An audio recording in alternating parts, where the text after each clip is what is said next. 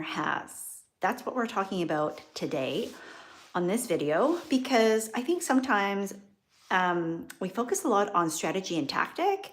And while that is important and relevant, the truth of the matter is that if you were to evaluate and look at all the different wealthy people, aka millionaires, billionaires in the world, the reality is that most of them have followed different strategies, right? And so, given that, then what are some key considerations, key skills, key characteristics that we can learn from in order to be able to then follow in their footsteps without necessarily having to use the exact same strategies? Because for most of us, we don't have the same background, experience, wisdom, knowledge, skills, or the opportunities that maybe they would have had. And as a result, you may be discounting what you already do have. So, we're going to talk about 5 key skills. They're skills that anybody can develop and have, regardless of where you live in the world and regardless of what you're currently facing today. If you're brand new to me, my name is Susan McVeigh. I am a married mama of 2 and a business sales and wealth strategist. And here on this channel, we talk about all things business and entrepreneurship, which include sales and money, faith, and family, because I'm a real person and I have real experiences. And so I draw from that. So the 5 skills that I want to talk about, and if you're on here live or on the replay, please feel free to say hello. If you do have any questions, be sure to add them below. And then at the end, if there is relevant questions that I can answer for you, then I will be sure to answer. Number 1 is communication. Now, if you are an ambitious woman, and if you are a giver, right? Like you are somebody who is here to serve the world with your gifts, your talents, and your abilities, that you love to help other people, and that you consider yourself to be a servant leader of sorts, then I would want you to identify for yourself, how well do you communicate? Because here's the thing. I received some communication over the holiday season that was a little bit cryptic, and it came from a woman. And men don't do this, because my husband and I, we often have very in-depth, heated discussions about the differences between how men communicate and how women communicate. Side note, this is not a bash on any of that. It's just observations, right? And so, have you ever seen the memes where people are giving like screenshots of here's an actual email that a guy has sent to ask for something in the workplace, and then here's the exact same request but sent by a woman? And the language between these two is so starkly different. Now, obviously, I'm giving some generalities, right? That's the only thing that I can do when I'm talking about this particular topic to a whole group of people who might be watching this, regardless of whether or not you might be watching on your own. So, communication is a skill that all of us have access to, but few of us really master. Now, I'm not saying that I am the master at communication, but I've built a life and a career having to communicate and communicate clearly to lots of different people, including C-suite, which are executives, including people who are, have different kinds of cognitive abilities. So they might have brain injuries, they might have learning disabilities, small children, because I am the mom of 2, and I also have a dog. And if you have a pet of any sort, trying to get them to listen to you like this is a little bit difficult. If you have to go in the world and you are in a customer service job, a sales job, a leadership role, then you know how important communication is.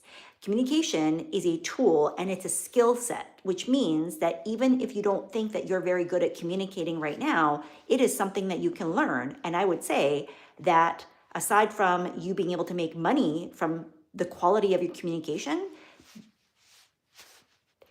it is something that will pay dividends. So if right now you are in a low paying role or opportunity, if you were to invest in your ability to communicate your thoughts, your ideas more articulately, then you would probably be allowing yourself to get some sort of raise, whether it's to build your own business, whether it's to become a more capable leader in your own community, in your own workplace. So men and women communicate differently, okay? Hello, people. Hello, Mish. Mish Mish? I'm doing great. Pumpkin, how are you? Okay. So when you learn how to communicate, you are able to then, number one, get the help from the people that you want. And number two, set clear expectations. Number three, have boundaries that you can then enforce. These are all great things, especially if you want to build wealth, because here's the thing. The more money you have, the more demands people place on you, because somehow people out there who haven't worked at the same level as you have to become a millionaire somehow believe that they are now entitled to tell you what to do with your money. So you have to be able to communicate very clearly what your expectations are, what you are or aren't willing to accept. And if you are in the world of business, then you know that not all money is good money, and your ability to say no without having to justify, without having to put somebody else down, but to be able to do it in a place of empowerment and love and consideration and kindness for somebody else is going to be just about the most important thing that you can do in order to keep moving forward and to keep growing. So the story that I was about to tell is I had some sort of email conversation, like there was communication that was sent to me by a woman. And when I received it, it was very difficult to discern what she meant. And part of this was because she was probably less secure about who she is, how she operates, right? And as a result, takes a more cautious approach to communication. Now, this is specifically for women, because men don't typically do this, right? Men in society have been given a role that often is higher than, whether it's cultural, whether it's societal, whether it's a combination. When we look at the roles in business in particular, and money in particular, because most of the wealthiest people in the world are still men, they're used to having a way about how they go through life. And that means that most of their communication sounds like directive commands, like they're bossy. They tell people what to do. They don't ask for permission. They tell people this is how it's going to be and this is how I want it to work, and then go and do it. Whereas women don't do that. We have been culturally and societally trained and expected to be the ones who settle, the ones who are nicer. I hate using that word because kind is not nice and nice is not kind, right? And when you are a powerful woman, you are often called the B word. I'm keeping this PG because I don't have a problem with the word itself, but I recognize that if you're on here, that you might have kids running around in the background, and I want to honor and respect your language boundaries at home. So if a man and a woman uses the same sorts of communication, the woman will be seen, excuse me, hold on.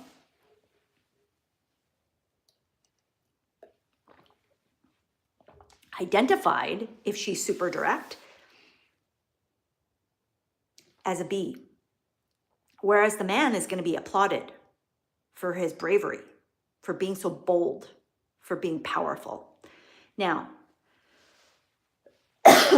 fortune favors the bold, and that includes your money, because money does not respect people who don't know what to do with it, and money does not respect people who don't have the confidence to be able to command attention to themselves. And I'm not talking about like, look at me. I'm talking about the fact that when you have a lot of money, you're going to have to be able to say what you mean and not dance around your words. So when you're worried about whether or not somebody is going to take that phrase, communication, email, and get mad at you, then you are giving away your power to that other thing, whether it's another person, whether it's your money, whether it's a situation, whether it's a client, doesn't matter. So if nothing else, which is why I'm starting with skill number one, which is communication, especially if you're a high achieving woman. Now, chances are, if you are a high achieving woman, you've had to train yourself to just have thick skin and to say what you mean and to be okay with people not liking you and calling you a ball buster or worse, right? Because, you're intimidating. Well, no, I'm not intimidating. You're intimidated by the fact that I don't back down from the things that I believe in.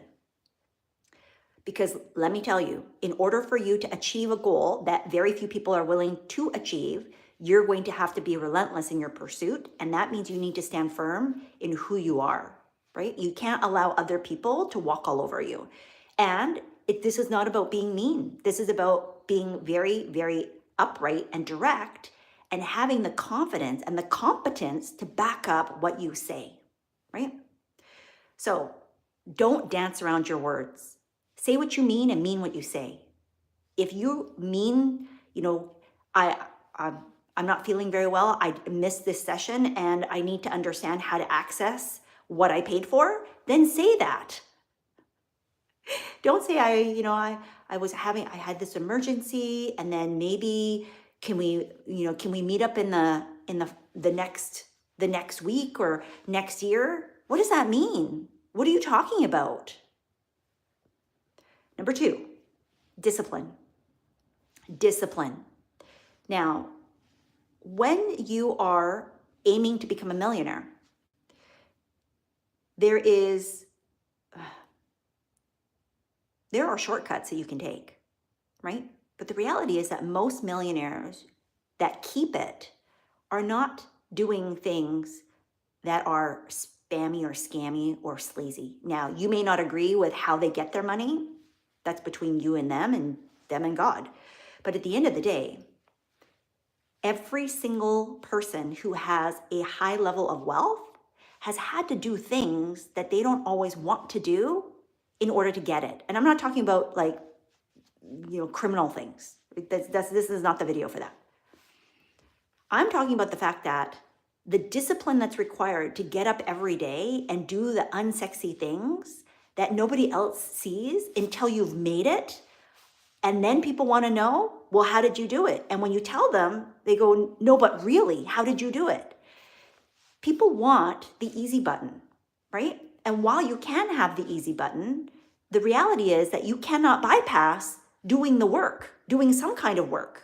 Now, my hope and my prayer for you is that you will always find something that allows you to be more of you, and then you get paid really well to do it, whether it's inside of a job in somebody else's company or inside of your own.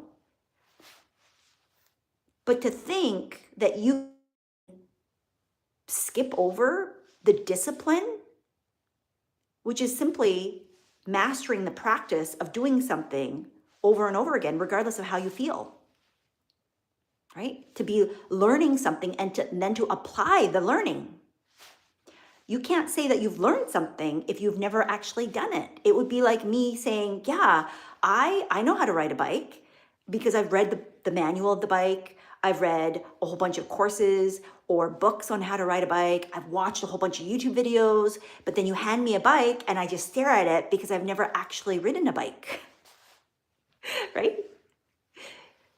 You haven't fully learned it. And yes, I get it that there's lots of experts. And for a long time, I was helping millionaires become millionaires and billionaires until I became one. Does that discount my knowledge, my learning, my understanding, or yours? No.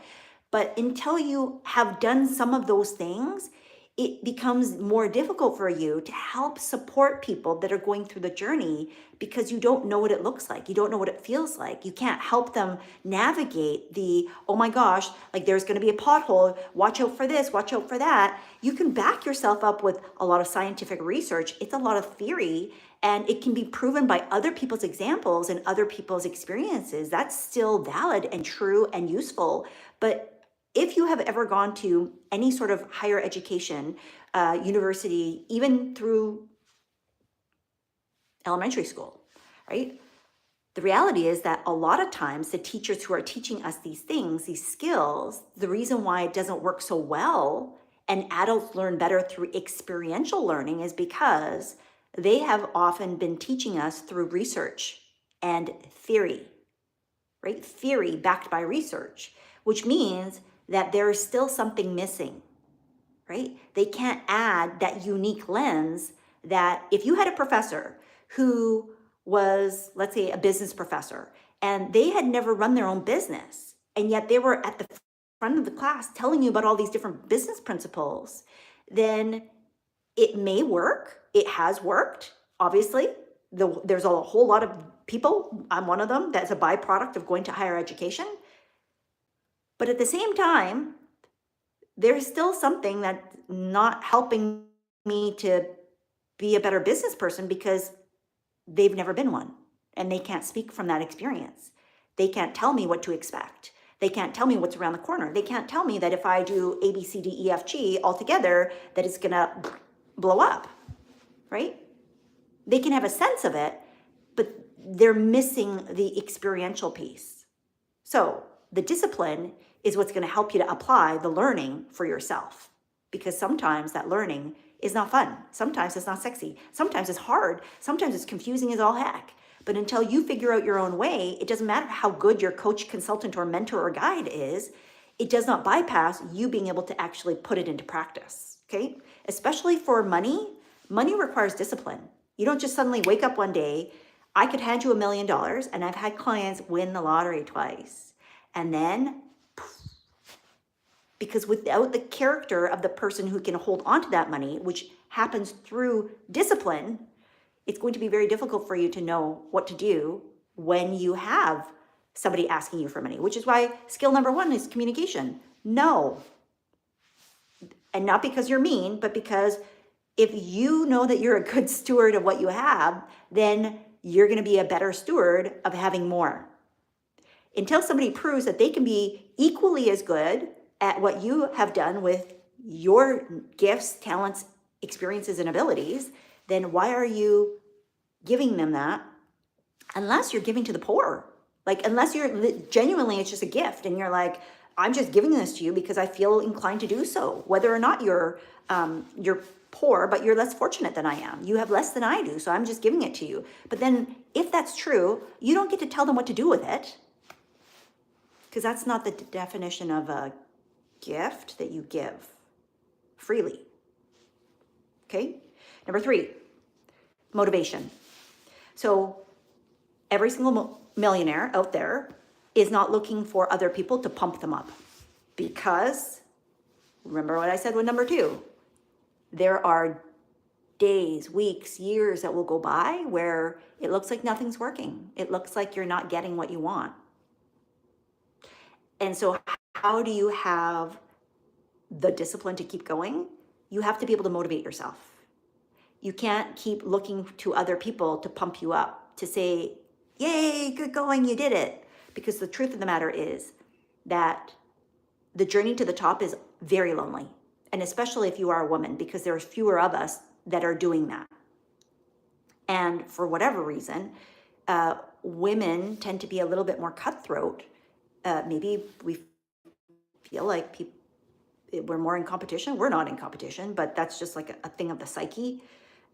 Humanity likes to pit us against each other because it serves them, right?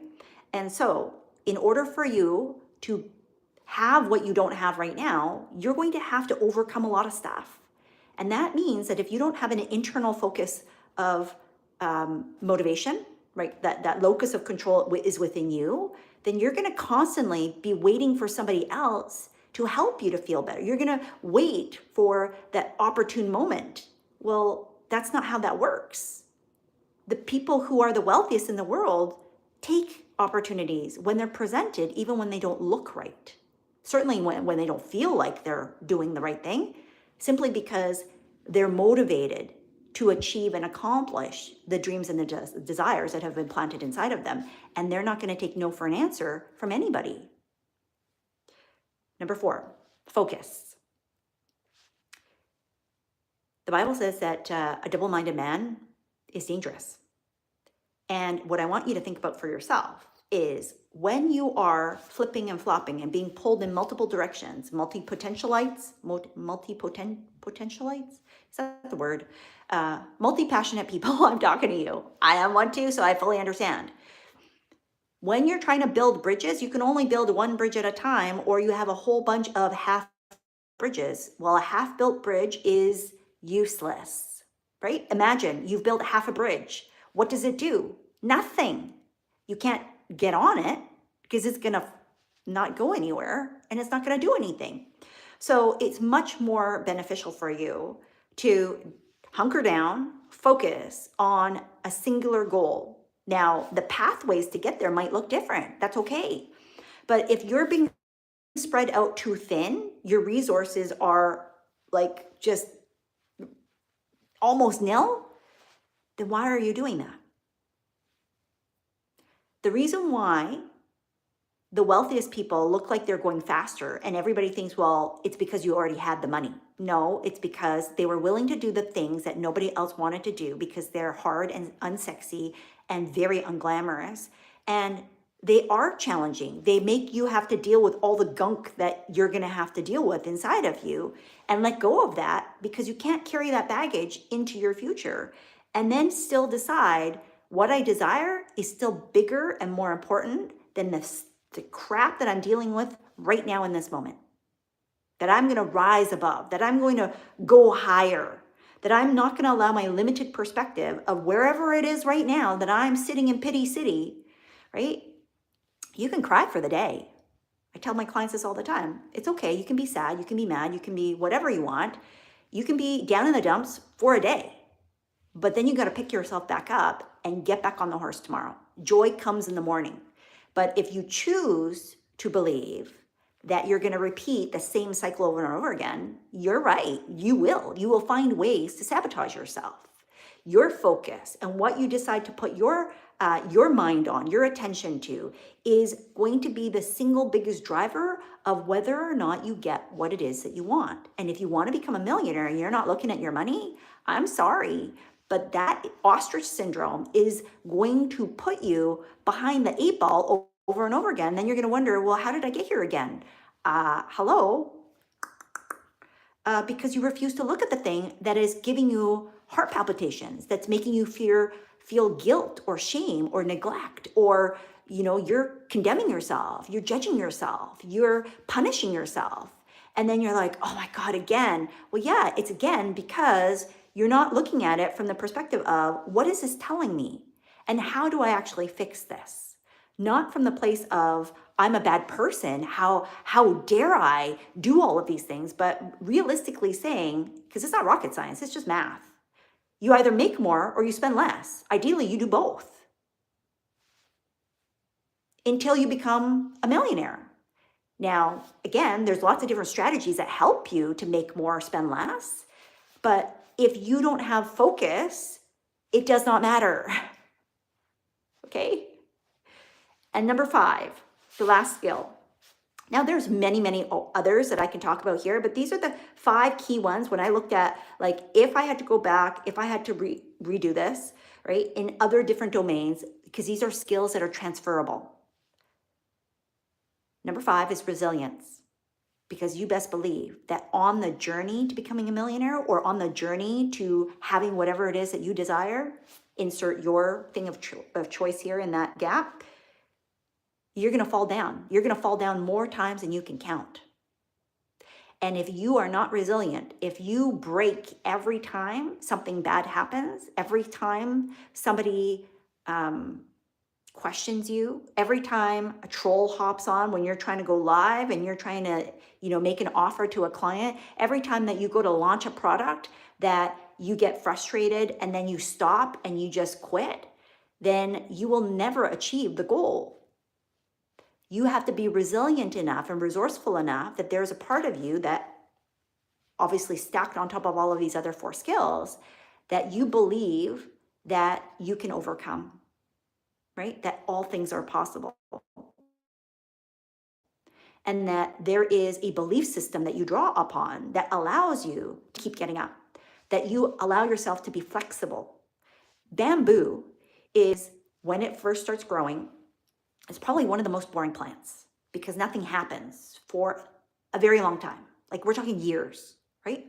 So when a bamboo plant starts to grow, if you've ever tried to grow bamboo, you might already know this. If you've ever seen bamboo outside of dirt, like growing in a plant of like a pot of water, you'll see what the root system is like. One stalk of bamboo, right? So imagine this is bamboo. At the bottom, instead of having just like one root, even a few root, it's like hair. It's like if we turn this upside down, it's like a troll doll, okay? Except that's all the root shoots of the bamboo. Now, the reason why it does that and the reason why it takes so long to actually grow up is because it's spending so much time growing its root system. And the reason why it does this is because bamboo can grow a foot or more like this. So it hits a point, a critical mass, where after it's established its root system, and it looks like nothing's growing, because nothing is growing above ground, it's all growing underneath, that the minute that it has decided, we're good, we're stable, we have a good foundation, it starts to put all of its energies to now growing above ground. And so bamboo can grow a foot or more. I think it's overnight. It could be as quick as, a few hours, depending on the species. But that's why if you've ever tried to get rid of bamboo because you suddenly see it in your grass, in your garden, it is insidious. Like, it is damn near like impossible to pull out, okay? Because of the root system. And so what that does is, as it grows taller and taller and taller, because I want you to think about the tallest skyscraper in your city. If something was to happen and that skyscraper was, they were trying to take it down, the wind was blowing, because sometimes this happens where they don't build the building properly. It can be boom. Bamboo is very tall, but even in a windstorm, it's very rare when bamboo completely gets uprooted. It may go all the way to the ground, but then it'll bounce back. So it bends, it doesn't break, right? It doesn't snap like a regular tree. It's because of the root system. So that's how I want you to think about resilience. Resilience is your ability to be like bamboo. Resilience is your flexibility. It is your bounce back.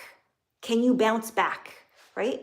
And the other 4 skills that we discussed are part of the foundation on which you build so that you can bounce back, so that here's what I need to do, right?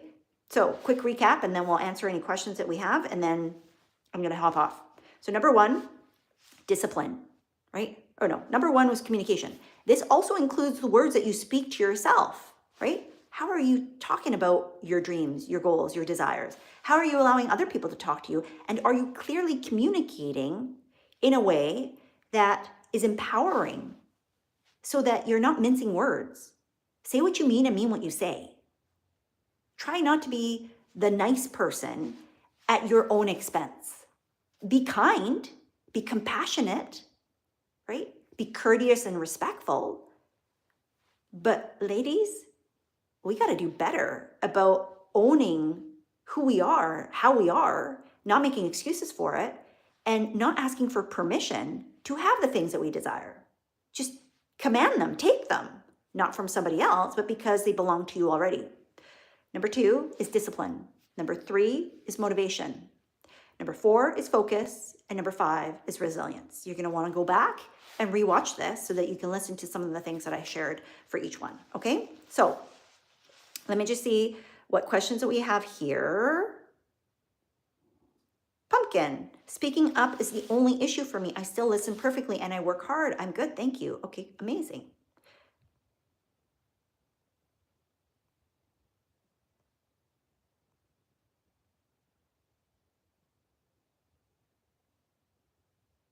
Hello, Mario. Of course, it's about patriarchy and men. Bad men, evil women are not given opportunities. I'm not sure I understand that, but I help mostly women. And so again, this is from my perspective. If you have a different perspective, feel free to share that on your channel because that's why we have a platform like this, is so that you have an opportunity to speak and share to the people that you're called to. So, hello, Gigi. Great topic. Thanks for doing this. It's a shame that when we identify and hold your boundaries, you're called the B word or a troublemaker. That's been my life story. I still hold my boundaries. Amazing. Hello, Renan Carlos. Welcome back. Hello, hello. From Brazil, I think, right? If I remember correctly. Monter 2244. It's actually kind of simple how you navigate. I'm just trying to read all of your comments here. You're just young and shouldn't be so hard on yourself. Thank you. I hope those words will help somebody. Setbacks are very real. You need to look at what it is. Yes, but I also think that reality is not real. Right? Quantum physics has proven that reality is not real. We are living in a choose your world, choose your own adventure kind of world. And the minute that you understand that perception is everything, then it can shift your experience of your reality, right? So are there still facts about, like, if I put my finger in fire, then there is a potential that my finger will burn? Yes, there is. But that being the case, I can either decide, is my finger going to be painful and will I suffer as a result? Or will it be a momentary, oh my goodness, I wasn't paying attention and I don't have any pain? Because I will tell you, like, I've had both. I've had both where I've put my finger in the fire and hurt myself and it's been painful, it's blistered, it's done all the things. And I've had other times where I've put my finger in the fire and nothing has happened, right? So that's what I mean by we can bend reality a little bit through our perceptiveness and our past experience. And our past experience often does shape our future perception of what it is that's possible. So here, what I want everybody to walk away with, regardless of whether or not you believe that it's true for you yet, is if you desire, because, like, again, I don't know why you would be on this particular topic if you didn't desire to be a millionaire, because I'm talking about skills to help you become a millionaire. And at the very beginning, I already said, we're going to bypass the strategies and the tactics, because you can Google that. You can, like, there's a million different ways to become a millionaire. You ask any millionaire, how did you do it? And they'll give you their way. And you ask another one and they'll give you their way. And they'll all be slightly different. So for you to try and chase after how somebody else did it is probably not going to be the most helpful for you. So we need to look at, what are the characteristics, what are the skill sets, what is the nature of what it is that you can develop within yourself that will help you be more successful as you continue to build skills, as you continue to then find the strategy and the tactics that are going to work the best for you. I don't know what that is, because I don't know who you are. And I actually, even if I know who you are, because some of you, I've started to meet you here, or we're your clients, your past clients, and we've worked together. I only still know a snippet. And until you allow somebody else to know more about your situation, the reality is they still only know a very small snippet. The only person that knows all of you is you. So the person that has to be responsible for the outcomes that you desire is you.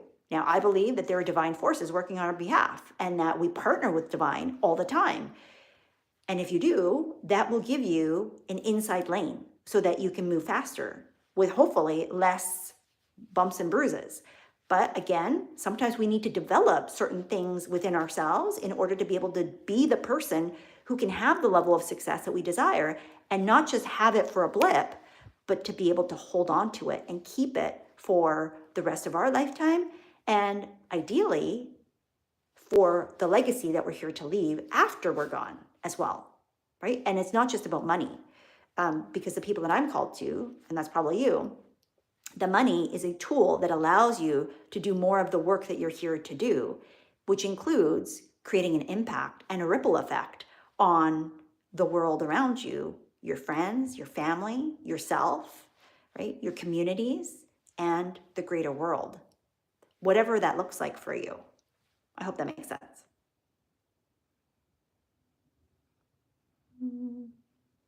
Okay, Monter, I just looked at the last comment. Before becoming an engineer or a top degree scientist, get a home first.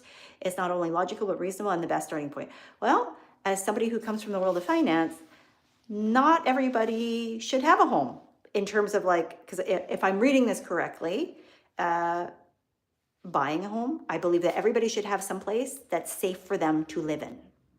If you want to rent or own is up to you. Financially, what's best? It depends. I know people who own lots of properties, and I also know people who own almost nothing. They don't live in a house that they own, and or they are choosing to rent and deploy those assets and those funds in other ways. Again, you do you, because there's a million different strategies. So I'm not going to be the one that tells you that this is the only way and you must do this, because you don't. You get to choose. This is where life truly is a choose your own adventure book, and you get to write the story on the pages.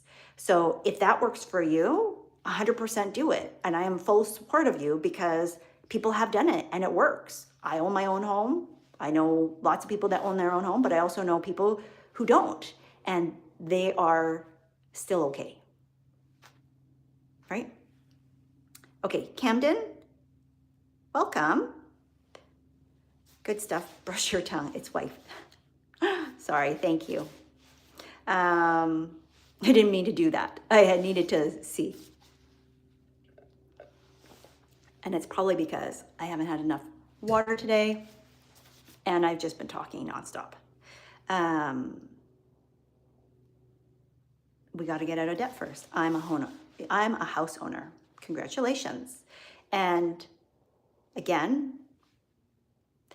there's lots of millionaires who have debt, and there's other millionaires who have none. So it is what you make of it. And really, at the end of the day, if you are in control of your money as opposed to allowing money to control you, then that's the most important thing, right? Money is just a tool. It's a conduit for other people, for you to help other people. And it does not have power over who you are, even if you don't have as much as you want yet, even if you have everything that you have and you still want more. It's okay. I hope that makes sense. Okay? Okay, I think that was all the questions. So go back and rewatch this if this is helpful for you. We will be back tomorrow with another topic. And if you have any specific questions or comments, add them in below. And if I can answer for you, then I will. Otherwise, we will see you again tomorrow. Bye-bye.